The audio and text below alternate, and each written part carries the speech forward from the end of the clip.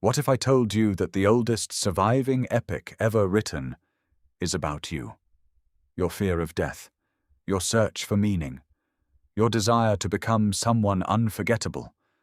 More than 4,000 years ago, a king walked the earth believing that nothing could touch him, until death did. And his desperate attempt to escape it became one of humanity's greatest stories. This is the Epic of Gilgamesh. Carved into clay tablets and buried beneath the sands of Mesopotamia, this story emerged from one of the earliest civilizations in human history. Empires have risen and fallen since then. Entire kingdoms have vanished into dust. And yet this story survived, not because it is the oldest, but because it still feels human. Beneath its gods, monsters, and ancient kings lies something deeply familiar.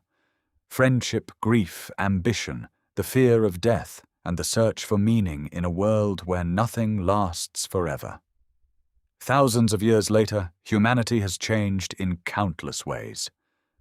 But these fears have not, and that is why the Epic of Gilgamesh still matters today.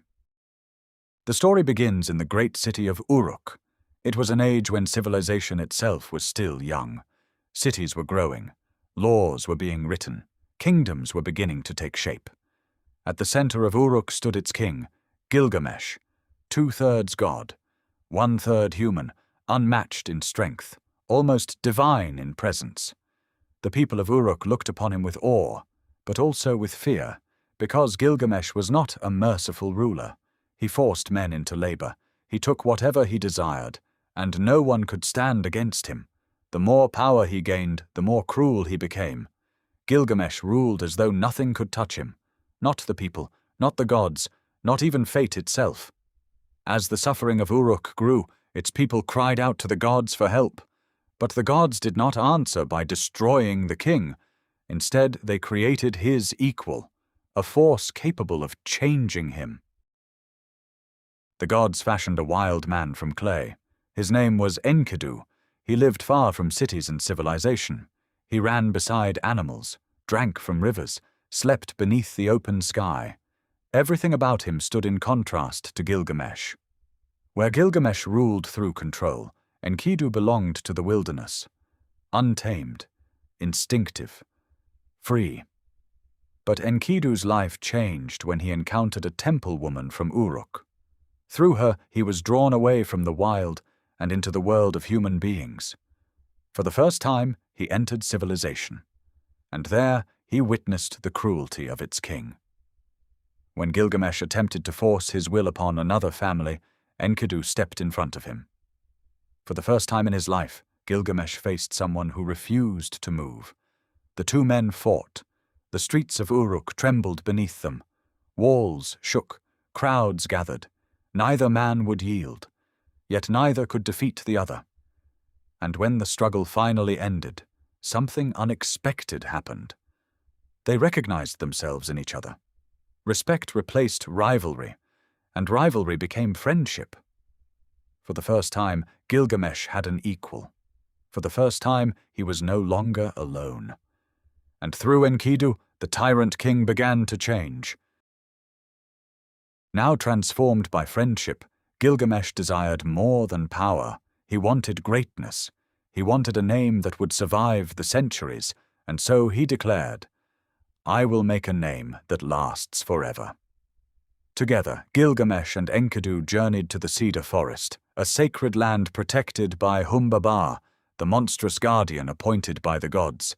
Their goal was simple: defeat the monster, claim eternal glory. When they finally confronted Humbaba, the battle shook the forest itself. Trees splintered, the earth trembled, and after a brutal struggle, Humbaba fell. As death approached, he begged for mercy.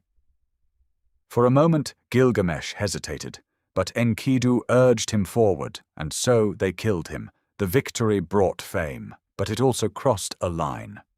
For the first time, glory mattered more than mercy.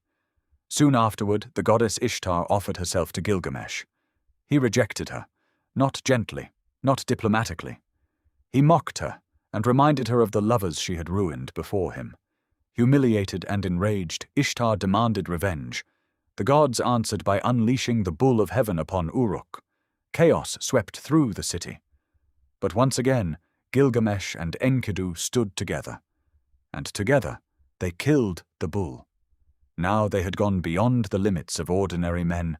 They had slain monsters, defied divine authority, and shed blood that was never meant to be touched by human hands. The gods would not ignore this forever. Someone would have to pay. The gods gathered. A judgment was made. Gilgamesh and Enkidu were both guilty, but only one would be punished. Enkidu. Soon after, he fell ill. The mighty warrior who had once wrestled kings and hunted beasts found himself trapped in a failing body. Day by day his strength faded.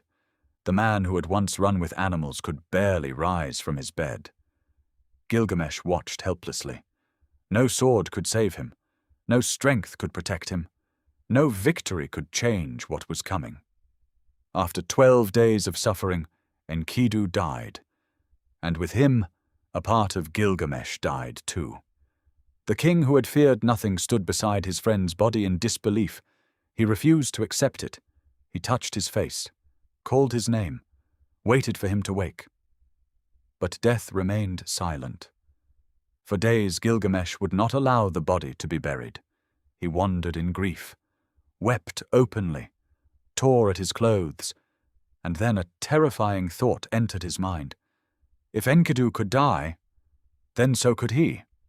For the first time, Gilgamesh understood that all his strength, power, and achievements could not protect him from the same fate. And that realization filled him with terror. Consumed by fear, Gilgamesh abandoned his kingdom. He crossed deserts, climbed mountains, wandered beyond the edges of the known world. He sought only one thing, a way to escape death. His journey eventually led him to Utnapishtim, the only mortal ever granted eternal life by the gods. If anyone knew the secret of immortality, it was him. Gilgamesh begged for answers, but Utnapishtim offered a challenge. If you wish to conquer death, first conquer sleep. Stay awake for 6 days and 7 nights. It seemed simple. Yet almost immediately, Gilgamesh fell asleep. The lesson was devastating. How could a man hope to defeat death when he could not even defeat sleep? Human beings were limited, not because they lacked courage, but because they were human. Still, Utnapishtim took pity on him. He revealed the existence of a miraculous plant hidden beneath the waters, a plant capable of restoring youth. Gilgamesh dove into the depths and found it. At last, after all his suffering, after all his wandering, he held hope in his hands. Perhaps he had finally defeated fate. But on his journey home, exhaustion overcame him. While he rested, a snake emerged from the grass. Drawn by the plant's scent, it stole the treasure and disappeared. In an instant, everything was gone. The last chance at immortality had slipped away, and there was nothing Gilgamesh could do. Defeated and empty-handed, Gilgamesh returned to Uruk, the same city he had abandoned, the same walls he had once taken for granted. As he looked upon them, something changed. For the first time he understood. Immortality was never meant for him. Death would come, just as it comes for every human being. The gods had not made mankind eternal, they had made mankind temporary, and because life is temporary, it matters. What remains after us is not our body, not our wealth, not our power, but what we build, what we create, the people we love, the lives we touch. Gilgamesh could not escape death, but he no longer needed to.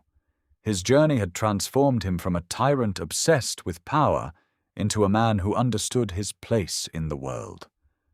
And in the end, perhaps he achieved the only immortality humans have ever truly possessed: to be remembered. More than 4,000 years later, we still speak his name. Gilgamesh sought eternal life. He failed. Yet somehow he achieved it anyway. And that may be the greatest lesson this ancient story has to offer. Death is inevitable, but a meaningful life can echo long after we are gone.